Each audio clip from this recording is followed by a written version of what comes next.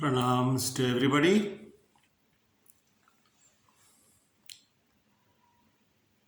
You like stories? Who doesn't? All of us love to listen to a story, right? Another story for you.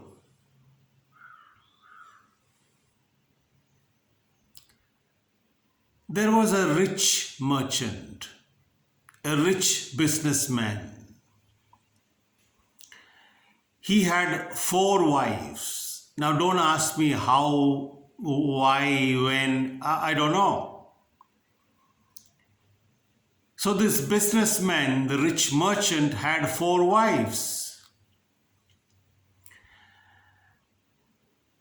Now he loved his 4th wife so much. He used to buy gifts for her, take care of her, buy costumes, clothes, jewelry, adorn her, look after her so well, take care of her every moment. He loved his 3rd wife also, close to her. And he was proud to show off his 3rd wife to other people, to his friends. See her beauty, see how she is. Adore her. Now he loved his 2nd wife also. Whenever he was in trouble, difficulties, problematic situations, he used to take advice from his 2nd wife. Whenever and wherever possible.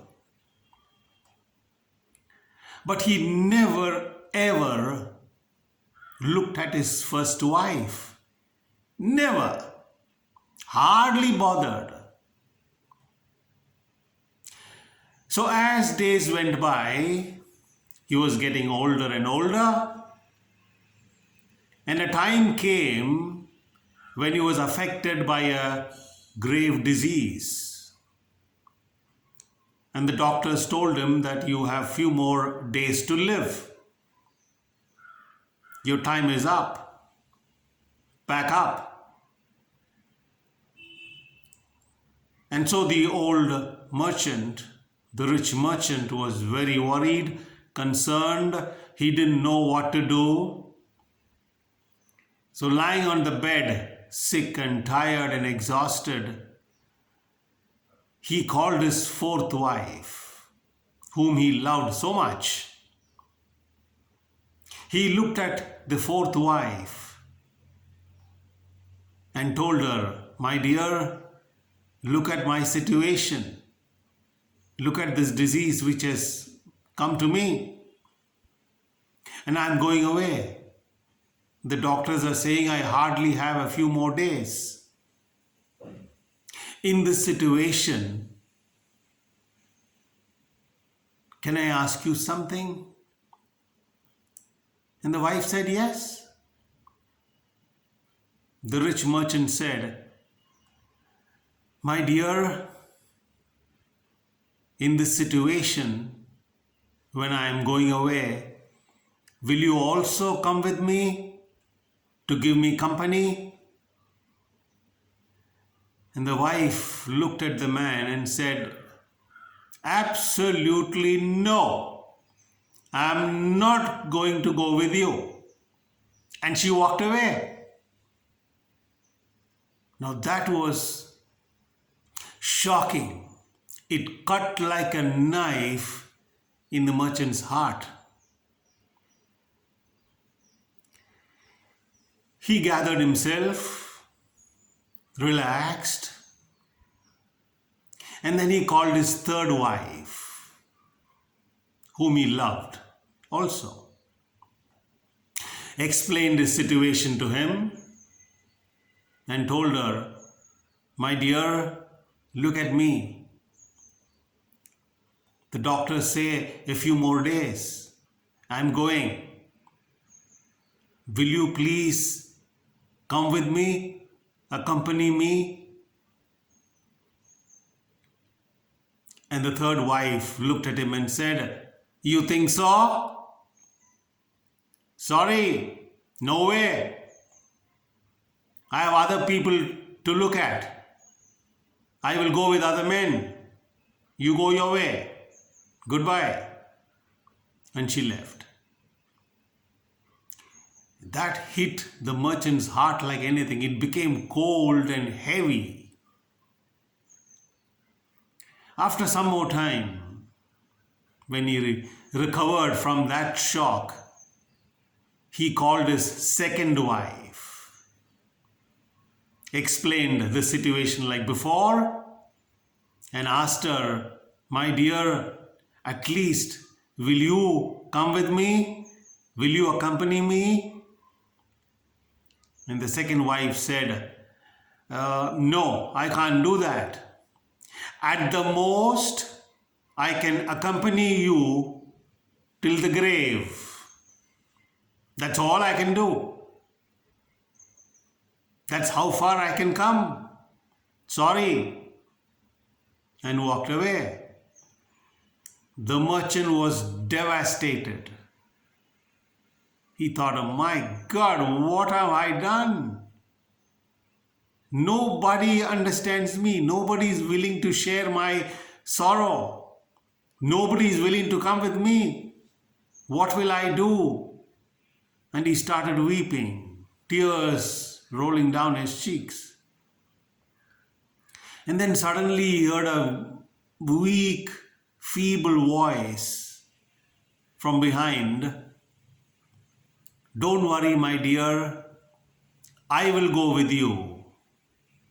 Wherever you go, I will go with you. Don't worry. And the merchant was stunned. He slowly turned around and he saw his first wife standing there, whom he never hardly bothered. And she was standing there, weak, emaciated, feeble. And the merchant said, You will accompany me? Are you sure? And the first wife said, Of course. I'm going to go with you. No matter where you go. I'm with you. Always with you. I have always been with you. I will be with you. And I am always there with you. Don't worry. Let's go together. The merchant this time had tears of joy. Now, what is the essence of this beautiful story? This is an old story. Many of you must have heard this before, read this story before. But no problem. Listen to it once again. It's beautiful. Now, what is the essence of this story? All of us have 4 wives or 4 husbands, whichever the case. All of us, of course. Look closely, you will understand. The 4th wife is our body, our human body. What do? We adorn the body with clothes, with jewelry, and take care of the body every moment, don't we? We are obsessed with the body. 3rd wife is our wealth, our possessions, our property, name, fame. We love to show this to others, right? Don't we? Look at my car, look at my possessions, look at my this, that. See who I am. Look what I am. The 2nd wife is our friends and relatives. We approach them when we are in trouble. We ask their guidance, seek their help. Don't we? That's our 2nd wife. And which is our first wife? Our own self. Not the body, not the possessions, not the friends, relatives and other people, not even your parents, not even your husband, wife. No! The first wife is your very own self. Your own self. Who you really are. That's the first wife. And have we looked at that first wife ever? Bothered about that? Cared to look at that? Look at ourselves? Study ourselves? Try to know what's going on? Our own self? No, na? Interesting? So, the essence of this lovely story is, if at all you have really understood, if we have really understood, is this.